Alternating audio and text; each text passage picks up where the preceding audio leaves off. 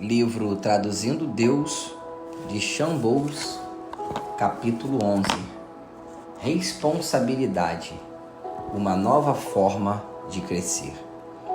Pessoas por todos os lugares agora têm uma expectativa muito menor pelos dons proféticos, principalmente por causa da grande falta de responsabilidade dos profetas autoproclamados.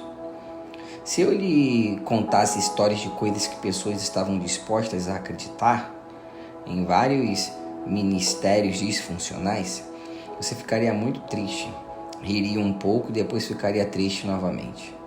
Ou pior, muitos leitores podem me contar histórias ainda mais horríveis. Acho que quando muitos ministérios proféticos nasceram, especialmente na década de 80 e 90, as pessoas ficaram muito empolgadas para ouvir a voz de Deus. Eles estavam tão ocupados equipando e treinando pessoas a terem fé para ouvir Deus falar que havia pouquíssimo espaço para ensinar o processo da responsabilidade. Tudo aconteceu extremamente rápido. Acho que todo mundo estava em modo sobrevivência ou em modo reação. Eles estavam lutando para aprender como administrar a voz de Deus e as promessas que a acompanhavam. Eles tentavam descobrir porque Deus estava falando por meio de pessoas tão excêntricas que pareciam ser as escolhidas para aquele mover. Ninguém estava pensando sobre o que Deus queria fazer, trazer a profecia para toda a igreja e para todo cristão. Porque no movimento, eles sequer sabiam se seria algo duradouro. Havia um mover de Deus muito forte. Foi a primeira vez na história que um grande número de igrejas começaram a acreditar que Deus queria falar conosco a respeito das nossas vidas cotidianas e sobre o mundo ao nosso redor. Deus queria conversar sobre o seu coração, não apenas mostrá-lo nas Escrituras, mas trazer as Escrituras à vida por meio do seu Espírito. Havia mensagens dominantes naquele período. Por exemplo, essa é a estação da palavra e do Espírito. Ao mesmo tempo, havia muitas falhas nos líderes que estavam administrando esses ministérios. A única forma que essas ineficiências podiam ser abordadas era ensinando sobre como ter mais caráter do que mais dons e unção. Mesmo tendo sido algo que ajudou, criou um movimento reacionário em vários círculos cristãos. Não era necessário empoderador, e algumas vezes até levava embora a fome pelo ministério profético por conta das feridas que as pessoas estavam criando. Por um lado, as pessoas testemunhavam as demonstrações mais incríveis do poder de Deus em escalas bíblicas. Por outro, algumas dessas pessoas que eram empoderadas por um minuto e impressionavam o mundo, caíam em depressão, imoralidade, corrupção, seitas cristãs e muito mais. Foi um tempo muito comovente. Muitas pessoas ainda se sentem confusas apesar dos anos. Cada vez que uma nova voz excêntrica era adicionada à lista das vozes proféticas, desculpas eram criadas para os seus métodos. Algumas das vozes saíam de um contexto de vida despedaçadas e ainda assim experimentavam uma grande graça da comunidade cristã, o que não aconteceria nos dias atuais. Profetas eram taxados de anormais ou soberanos, mas também podiam ser esquisitos, podiam violar o relacionamento e não precisavam ser responsáveis com os padrões sociais. Muito mudou desde então, porque temos injetado na cultura cristã a inteligência emocional, a psicologia, a autoajuda, habilidades de vida, estudos bíblicos sólidos e teologia. Em outras palavras, temos um movimento de empoderamento que cria identidades saudáveis e verifica pessoas proféticas desde o início através da saúde emocional que possuem e da saúde que têm em seus relacionamentos antes de receberem um púlpito. Podemos ir bem além das franquezas e dos excessos dos profetas agora, porque atualmente estamos vendo uma geração de cristãos proféticos prontos para ouvirem a voz de Deus e a compartilhar poderosamente. Paulo escreveu aos Coríntios sobre o princípio profético de extrema importância. Os espíritos dos profetas estão sujeitos aos profetas. 1 Coríntios 14, 32. Usamos esse versículo com muita frequência quando esperamos que os profetas sejam muito ordeiros e honrosos à atmosfera espiritual presente em um ambiente. Mas esse versículo vai muito além disso. Ele fala sobre autocontrole, autoverificação e sobre ser responsável com a comunidade para a qual o profeta está profetizando. Há muito pouco para ser dito sobre o gerenciamento do profético, porque toda a Bíblia dá um enquadramento de relacionamento para todos os dons e diz que a profecia deve ser no centro do seu sistema de valores, algo que acrescente. Paulo e os escritores do Novo Testamento não tinham desejo de separar os papéis ministeriais da total responsabilidade com a mensagem principal de relacionamento. Nunca houve uma única função no Novo Testamento, como missionário, profeta ou pastor, que foi abordada a mais de 2 ou 3 vezes. Entretanto, nossa principal identidade de filhos e cordeiros com Cristo é o tópico central de todo o Novo Testamento. É essencial que foquemos nas maiores partes em vez de focar nas menores. Quando fazemos da nossa identidade o tema-chave do ministério profético ou da busca do profético, a profecia recebe a mesma importância que todos os outros dons de Deus. É importante que mantenhamos os ministros proféticos e as pessoas que profetizam responsáveis pelas suas habilidades de se relacionar, não apenas pelas suas palavras proféticas. Eu bloqueei minha própria habilidade de profetizar. No meio da década de 90, fui para uma célula cheia de jovens incríveis com as quais eu estava conectado. Nesse dia, eu pregaria e muitos deles estavam com expectativas de que poderíamos ter um momento de oração com o objetivo de ouvir a Deus. Depois que preguei, comecei a orar, mas me senti muito bloqueado. Eu estava me perguntando o que aconteceu. Estava procurando por todo motivo externo que pudesse explicar porque nada parecia estar fluindo.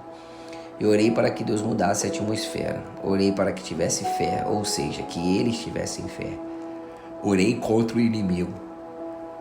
Continuei orando e nada parecia funcionar. Então perguntei a Deus, no meu coração, por que está tão difícil?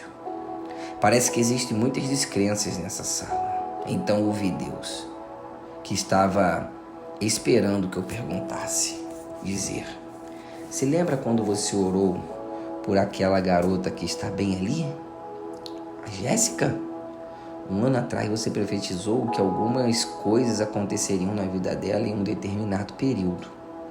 Elas não aconteceram e agora ela está decepcionada contigo. Você nunca se responsabilizou por isso. E o que você está sentindo agora é o meu desejo de resolver isso. Eu estava em choque. Eu estava em uma cultura que geralmente culpava a pessoa se a profecia não se cumprisse. Não seria a culpa daquela garota a minha profecia não ter se cumprido? Não seria ela responsável por guardar a palavra que havia recebido e torná-la real? Acho que a maioria das pessoas são assim, procurando por bloqueios exteriores quando algumas vezes fomos nós quem criamos as maiores paredes. Eu tinha um péssimo sentido de autopercepção naquela época. E ainda tenho algumas vezes, mas estou buscando aprimorá-lo. Então Deus precisou me dizer. Eu não sentia que era a minha responsabilidade até o momento em que me coloquei no lugar dela. Eu havia recebido uma palavra profética alguns anos antes de um profeta bem conhecido. A palavra dizia que eu entraria em uma grande oportunidade que me traria mais recursos e mais conexões. E ela não aconteceu. Na verdade, o contrário aconteceu por um tempo depois dessa ocasião. Quando eu fui conversar com o ministro e perguntá-lo se ele tinha alguma ideia sobre o motivo da palavra não ter se cumprido, ele ficou meio ofendido e disse que era porque eu provavelmente tinha algum defeito, que talvez eu estivesse em desobediência ou em pecado e por isso a perdi. Eu fiquei muito surpreso. Eu não havia feito nada conscientemente para desalinhar o meu relacionamento com Deus, e eu sentia que estava avançando em vez de retroceder. Se eu tivesse acreditado naquilo que aquele profeta havia me dito, eu provavelmente teria me colocado em uma jaula de punição ou marginalizado a minha fé. Eu estaria devastado se não tivesse trabalhado para ter uma identidade boa e sólida e maturidade espiritual. Eu sabia que a Jéssica deveria ter colocado muita fé sobre a palavra que eu havia lhe dado, e ela estava provavelmente muito desapontada. Olhei para ela e disse em público: a palavra que eu liberei sobre a sua vida há um ano se cumpriu? Ela parecia estar um pouco nervosa e envergonhada. Não, sinto muito por isso. Eu não sei porque algumas coisas acontecem, outras vezes eu erro. Mas eu quero me responsabilizar por isso e lhe dizer que ainda estou em crescimento. Espero que possa me perdoar e saiba que eu estava apenas tentando encorajar-lhe. Ela parecia tão aliviada e tinha lágrimas nos olhos. Muito obrigada. Nesse instante, Deus entrou naquele lugar. Sua presença de amor veio de maneira tão poderosa que ministrei para cada pessoa que estava lá, inclusive para ela, e não havia nenhum tipo de bloqueio. Responsabilidade. Acho que quando as pessoas estão crescendo no profético, para parte de ter o espírito de um profeta sujeito a um profeta, é que cada pessoa deve ter um padrão de se responsabilizar pelo seu ministério. No final da década de 90, no começo dos anos 2000, eu estava no Kansas City, fazendo parte do ministério do Mike Bill. E eu era provavelmente uma das vozes proféticas mais relevantes daquele período. Certo dia, depois de profetizar para um público muito entusiasta, eu estava sentado nos bastidores com o Mike e minha equipe. A equipe estava muito empolgada, mas Mike, meu pastor, me desafiou de uma maneira muito gentil. Como você sabe que a profecia que você libera com datas e detalhes para o futuro acontece todas as vezes? Uma das pessoas da minha equipe me defendeu como se eu estivesse sob ataque, embora tivesse sido um grande questionamento para o crescimento. Sean tem uma precisão incrível. Você ouviu os relatórios de hoje à noite? Nós ouvimos relatos positivos todo o tempo. Todas as pessoas sempre estão lhe falando sobre eles.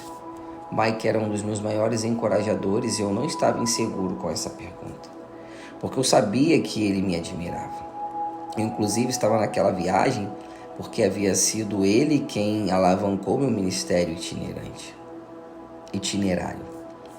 Ele olhou para mim e disse: um dos erros que temos cometidos na cultura da ministração, que eu não quero que você repita, é que nunca buscamos pelas palavras que demos e não eram certas. Aposto que 90% das vezes, se a profecia não se cumprir na vida de alguém, essa pessoa pensará que Deus está enfurecido com ela ou que o diabo está lutando contra ela. Pior ainda, que por causa do pecado, algo bom que deveria ter chegado à sua vida foi bloqueado. Você pode aliviar essa pressão se registrar as suas palavras por um tempo e acompanhá-las para ver quantas se cumprem de maneira que você profetizou. Sei que você acerta na maioria das vezes, mas fico preocupado pelas vezes que erra. Se você voltasse e se responsabilizasse, as pessoas entenderiam que se você errou, não é culpa delas ou de Deus, ou até mesmo de Satanás. Elas não ficarão com raiva por você ter tentado, mas elas podem ficar desapontadas. Se não estou errado, Mike nunca pediu para nenhuma outra pessoa registrar e acompanhar suas profecias antes. Havia em nossa equipe algumas pessoas que registravam e acompanhavam alguma das nossas maiores palavras, ou pelo menos as arquivavam. Mas o que Mike estava pedindo estava em um nível totalmente diferente. Eu nunca havia pensado sobre o que ele estava falando. Muitas pessoas que começam a profetizar não acompanham nada, a não ser que sejam chamadas à atenção e tenham que provar algo. Eu queria ser responsável, então comecei a registrar e acompanhar as minhas palavras. Usávamos gravadores de fita naquela época e eu era o único que tinha 2 naquele lugar. um para mim e outro para eles. Eu sou tão ruim em fazer o dever de casa que provavelmente deixei escapar algumas. Mas fiz o melhor que eu conseguia para ser responsável, principalmente quando era alguma palavra profética muito arriscada ou muito clara para o futuro. Por 5 anos eu acompanhava tudo que era possível acompanhar. Se houvesse qualquer palavra que eu dava para o futuro, eu anotava os dados pessoais das pessoas, até mesmo depois de grandes reuniões, e entrava em contato um dia ou uma semana depois perguntando como as coisas estavam indo. Cerca de 60% das vezes era incrível e brilhante, e eu cresci na fé com essas histórias. Elas me davam coragem para continuar. Nos outros 30%, as pessoas se sentiam encorajadas, mas não conseguiam avaliar a minha palavra como precisa, clara ou já cumprida. E em 10% dos casos não havia nenhum tipo de cumprimento. Desses 10%, algumas pessoas haviam se afastado de Deus antes que a palavra pudesse se cumprir. Também havia alguns casos bem complicados que poderiam ter atrasado a palavra por conta de um cenário bem difícil. Mas assim como Mike temia, havia pessoas inocentes que precisavam que eu me responsabilizasse porque pensavam que havia feito algo para ofender a Deus, mesmo estando em uma vida de muita conexão com Ele. Não era culpa delas, e sabe o que mais? Era tão fácil me responsabilizar, além de ser a atitude correta a tomar, mesmo não sendo bom ter de corrigir algo. Nesses 5 anos, aprendi como crescer no meu dom, na minha autoridade e na minha maneira de me relacionar. Quando você registra as suas palavras, você recebe uma oportunidade para aprender com as suas forças e as suas fraquezas. Isso faz com que você se torne vulnerável enquanto você cresce enfrentando um maior nível de insegurança e rejeição. Você está chegando em um novo nível de responsabilidade que nem sempre é fácil, mas que é necessário para que você amadureça. Recordo-me de voltar para Mike com um tipo de relatório sobre o processo, embora ele não tenha pedido por um. Ele apenas queria que eu crescesse. Ele ficou maravilhado pelo que eu estava aprendendo e sentiu que ele provavelmente deveria ter pedido para muitas outras pessoas aceitarem esse tipo de responsabilidade. Tentamos instalar esse processo na nossa comunidade profética por um período, mas houve muita resistência, principalmente das pessoas que já estavam profetizando há 10 anos ou mais e sentiam que não deveriam se responsabilizar por nada. São as pessoas que recebem a profecia que devem se responsabilizar e acompanhar as palavras. Mas a Bíblia não diz que o espírito do profeta está sujeito ao corpo ou à igreja a qual ele pertence. Ele diz que o espírito do profeta está sujeito ao profeta, o que significa que quando nos responsabilizamos pelas nossas palavras, começamos a crescer em autoridade pessoal. Discipulamos nosso caráter ao registrar, comunicar, corrigir e celebrar. Acompanhar as palavras é responsabilidade nossa. Obviamente, havia desequilíbrios no profético, mesmo nos dias da igreja primitiva. Paulo precisou encorajar os tessalonicenses a não tratarem a profecia com desdém.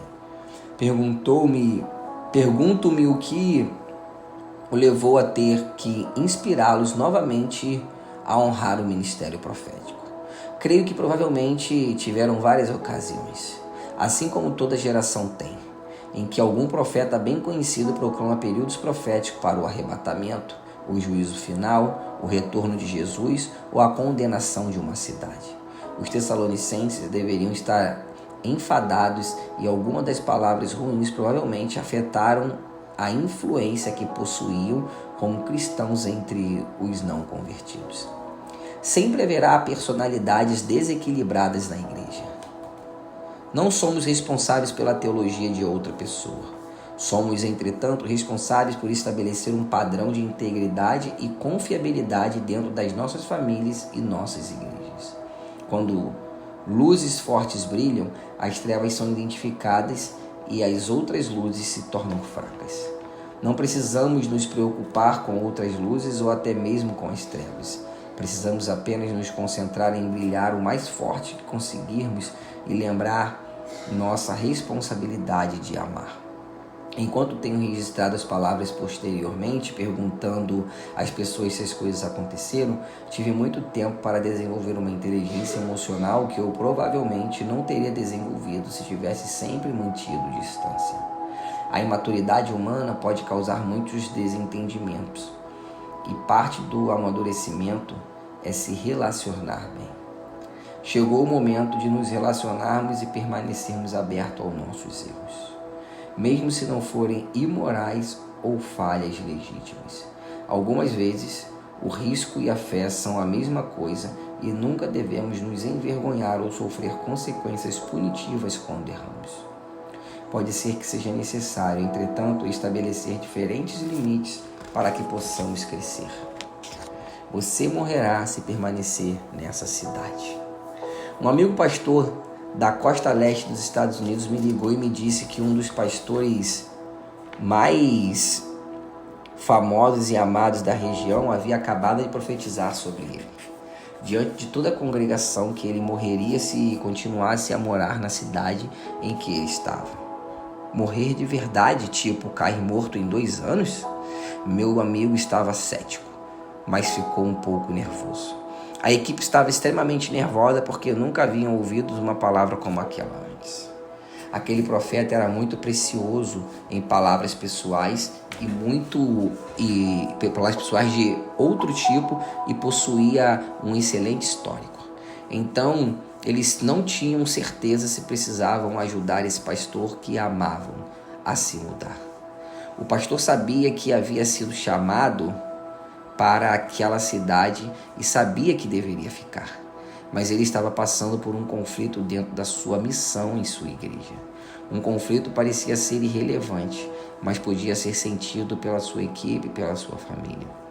Ele me ligou para perguntar se deveria fazer alguma coisa. Eu ri de verdade, mesmo sem querer.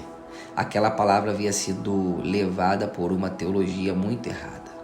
Havia alguma motivação espiritual por trás do aviso? Não especificamente, ele me disse. Ele compartilhou sobre como se sentia limitado pela equipe e pela mentalidade que ocasionalmente possuíam. Ele vivia em New England, onde estava a igreja, mas possuía uma educação da costa oeste. Às vezes ele se sentia uma tensão entre as duas culturas, mas sempre havia sido capaz de atravessá-la com a paixão e com o amor que tinha pela sua missão e pela comunidade. Perguntei se mais alguém da equipe havia conversado alguma coisa com aquele profeta sobre essa tensão.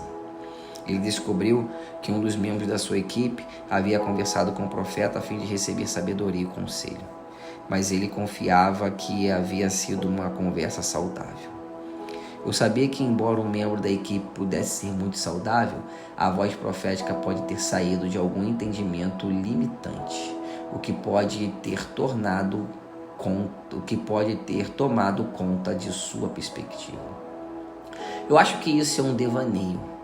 Você deve dizer ao profeta que você não sente que a palavra é útil ou precisa e que você vai permanecer aí. Veja se ele consegue lidar com a rejeição da palavra que lançou, ou se ele irá entrar em juízo contra você por ter tido um posicionamento na sua autoridade. Ele me disse que o profeta foi bem duro e que sentia que não podia dialogar com ele, mesmo sendo um bom homem. Eu expliquei que para manter um relacionamento equilibrado de longo prazo com aquele profeta, ele e a sua equipe deveriam conversar com ele a respeito dessa atitude controladora com a palavra que ele deu. Eu senti que o profeta poderia ser mais compreensível e aberto ao diálogo depois que os 2 anos se passassem, e que nesse momento eles deveriam conversar e lhe dizer que ele não deveria profetizar sobre a morte ou sobre mudanças posicionais com aquele tipo de convicção absoluta no futuro. Então o tempo passou e o pastor não morreu. Ele correu algumas maratonas. Ele é uma das pessoas mais saudáveis na casa dos 50 anos que eu conheço, e a igreja está prosperando. O grupo decidiu levar adiante o meu conselho e conversar com aquela voz profética sem confronto, mas com firmeza sobre as várias palavras que não se cumpriram. Palavras que envolviam morte, doença e dinheiro. Eles identificaram que quando ele profetizava sobre essas coisas, sua precisão sempre estava errada, por causa da sua própria falha nessas áreas. Ele nunca teve autoridade em suas comunidades, ou possivelmente até em sua vida, para ouvir Deus falar sobre essas coisas. Quando conversaram com ele a respeito disso, ele estava muito aberto e muito triste. Ele havia identificado que as coisas com as quais mais havia se preocupado em sua própria vida estavam excedendo sua perspectiva profética e criando confusão no seu ministério, especialmente quando a equipe havia processado aquela dinâmica de grupo e aquele medo com ele. Ele possuía medo da morte. Suas habilidades de gestão financeira sempre foram deficientes e ele sempre estava doente por conta da sua agenda repleta de compromissos. Já as palavras que ele dava e refletiam as áreas nas quais ele possuía mais equilíbrio tinham uma conexão mais saudável com o coração de Deus. Ele se desculpou, retratou-se pela palavra e concordou em receber aconselhamento para que pudesse se tornar saudável. Eu fiquei impressionado com aquilo. Uma ligação de um profeta. O propósito final de uma verdadeira revelação profética é edificar, exortar e encorajar o povo de Deus. Qualquer coisa que não está diretamente ligada a isso não é verdadeiramente profecia. James Goll. Um profeta que eu havia ouvido falar de uma denominação em particular descobriu o meu número de celular e me ligou do nada. Ele tinha uma reputação positiva e negativa pelo seu ministério profético. Nunca havíamos conversado antes, embora eu soubesse quem ele era. Ele esperava que eu o conhecesse e o recebesse abertamente porque era um profeta em sua igreja. Ele começou a me falar sobre sua autoridade profética e que tinha uma palavra para mim. Ele não perguntou se eu queria receber a palavra. Era um diálogo de um lado só. Ele começou com um estilo profético bem conhecido da sua denominação. Filho, eis que lhe digo. Eu sei conversar, então esse tipo de fala me assusta um pouco.